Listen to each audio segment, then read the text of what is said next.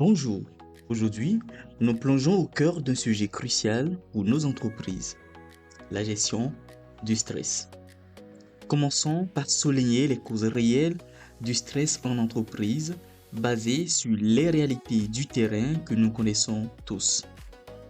L'une des causes les plus profondes et récurrentes est le retard de paiement des salaires. Souvent imprévu et sans aucune raison, sans aucune communication.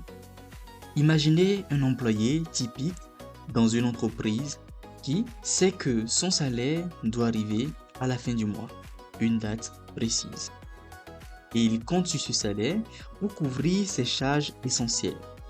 Exemple, le loyer, souvent payé chaque 5 du mois au Bénin. Ajouté à ça, il y a les factures, que ce soit les factures d'électricité et d'eau, le transport quotidien pour venir au boulot et rentrer chez lui, et même la nourriture de base. Mais voilà, le salaire est retardé de 2, 3 jours, voire un mois entier, sans que la comptabilité ne prévienne. Pas un mot, pas un mail. L'employé n'ose pas demander de peur d'être accusé de ne pas travailler assez et d'attendre seulement l'argent alors qu'il ne remplit pas ou qu'il remplit juste partiellement ses objectifs.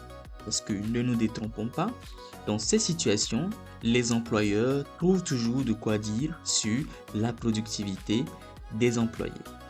Résultat, ils accumulent des dettes. Le bailleur appelle sans relâche.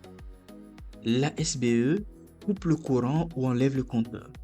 Et pour manger, c'est la débrouille. Parfois, un seul repas par jour, car le salaire est déjà si juste qu'il permet tout juste de survivre. Pourtant, il doit venir chaque matin au bureau, sourire aux clients et livrer des résultats extraordinaires.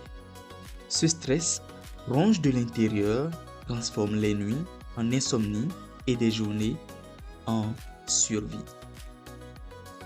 Autre cause liée au stress en entreprise, c'est le manque de leadership des dirigeants qui amplifie ces différents problèmes.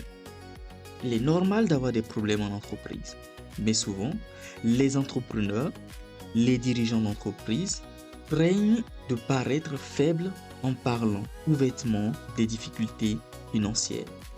Ils se disent: si j'avoue qu'il y a un retard ou si j'avoue des difficultés financières, je perds en autorité. Alors, ces chefs d'entreprise gardent le silence. Ils se la jouent dur. Mais ça leur crée du stress à eux aussi. Des nuits blanches à jongler avec les comptes.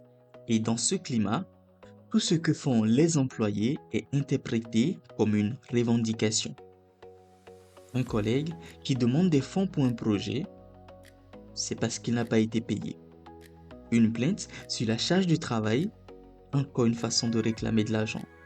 Prenons l'exemple d'un dirigeant d'une petite entreprise de textile. Ses ouvriers attendent le paye depuis 15 jours sans explication. Lui, stressé par le salaire qu'il n'a pas payé, voit chaque question comme une attaque. Les employés de leur côté n'osent plus rien dire, accumulent les frustrations et le cercle vicieux s'installe. Dettes personnelles qui s'empilent, appels incessants des créanciers et une obligation de performer malgré tout. Dans notre écosystème, ce n'est pas rare. C'est le quotidien dans bien du secteur d'activité où le salaire est le seul pilier sur lequel les employés comptent pour pouvoir survivre. La situation économique des entreprises au Bénin ne les permet pas de payer convenablement ou normalement leurs employés. Donc encore, dans notre écosystème, les employés sont sous-payés. Ajoutons à ça d'autres points critiques qui génèrent du stress. Les tâches mal expliquées et le trop-plein de travail venant de toutes parts.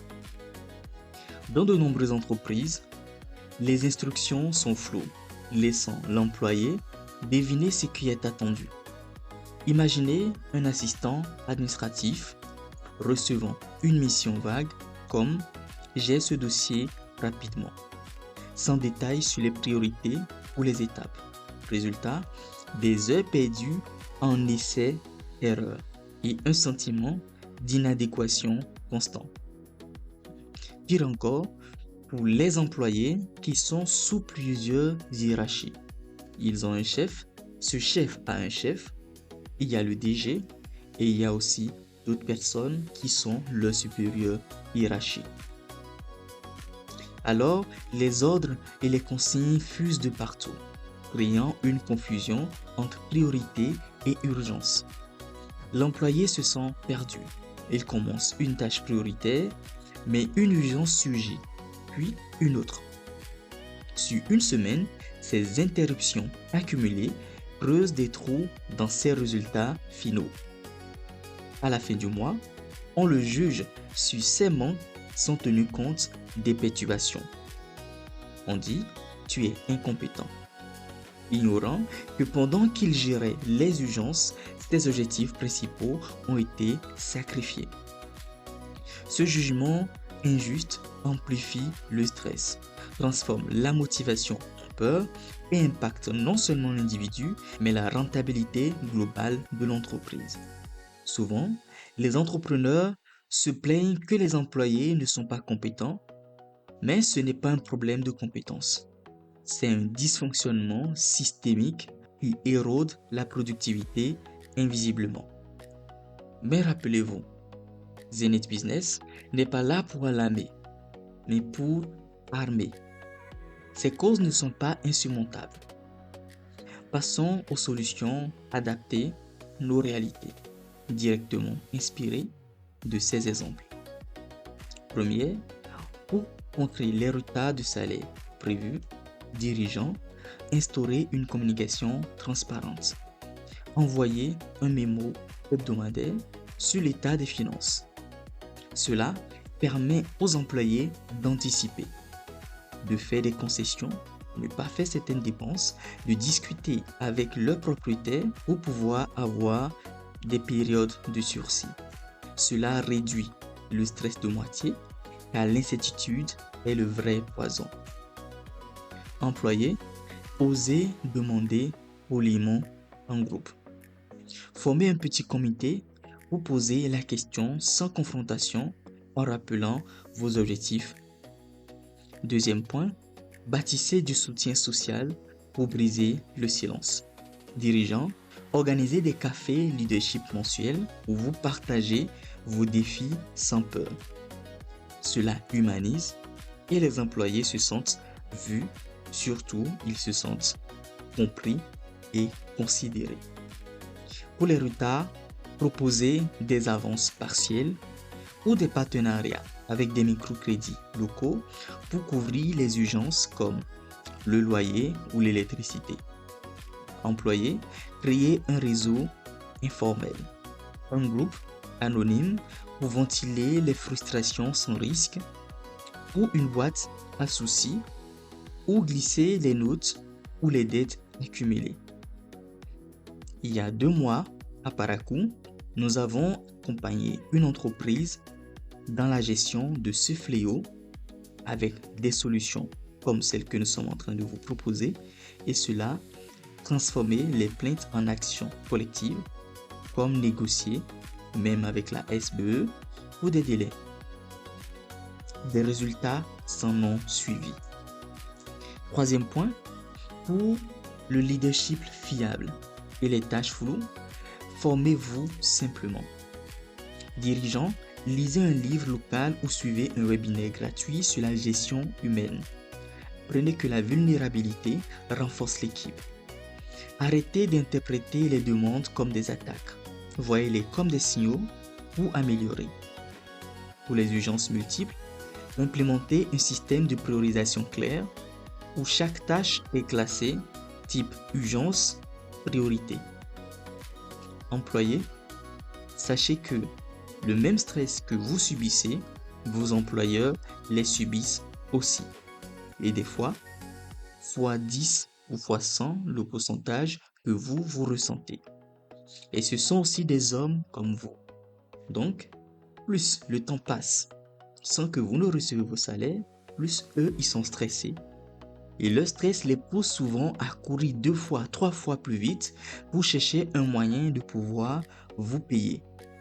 Et dans la quête insatiable de la résolution de ce problème, ils peuvent facilement mal vous parler ou facilement ne pas se faire comprendre.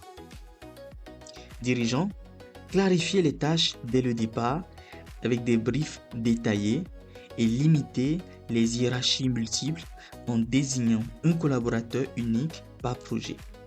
Cela évite les ordres contradictoires et permet d'évaluer les résultats en tenant compte des interruptions. Pas de jugement actif sur l'incompétence. Allons au-delà. Chez Zenith Business, nous accompagnons les entreprises, nous offrons des audits, des formations en leadership et des outils pour clarifier les tâches, prioriser les urgences et communiquer sur les finances.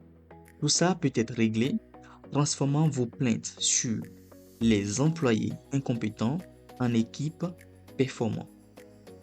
Nous utilisons des outils qui vous permettent et permettent à vos collaborateurs de pouvoir avoir un suivi clair et détaillé sur les tâches qu'ils doivent accomplir chaque jour. Et vous avez la possibilité de suivre tout ça de près ou de loin, peu importe là où vous êtes. Et ça permet aux collaborateurs, de façon hebdomadaire, de pouvoir envoyer un rapport sans se stresser. Aux différents chefs d'équipe, les outils leur permettent de pouvoir assigner des tâches et de pouvoir mettre des tâches urgentes ou des tâches prioritaires.